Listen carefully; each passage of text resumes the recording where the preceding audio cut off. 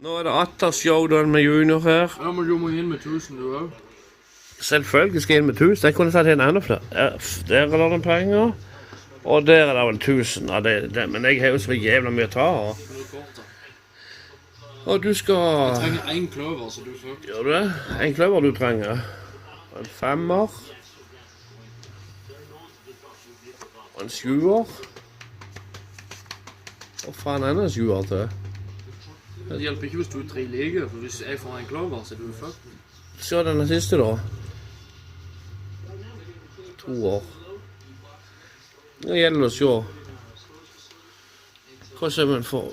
Hold vekk det. Du skal løfte stokken, din jævla feil. Se deg ned, du trenger ikke stå oppreist i 3 skal. Jeg klarer ikke filme deg da. Klar. Ja, kløver får du ikke. Sikker på det? Ja.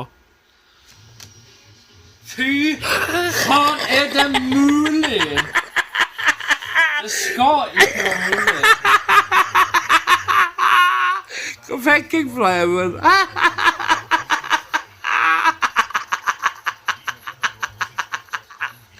Hva fikk jeg fra?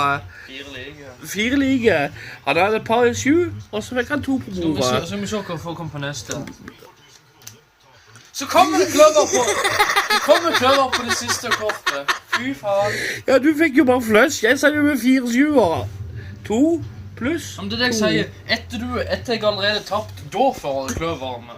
Ja, men det er ikke gøy. Hvor mange ganger har du tapt nå? Gir du ikke snart? Nei. Hva så vant denne gangen? Hva hadde jeg for noe? 4 like. Litt høyere. 4 000. Har du jo startet på?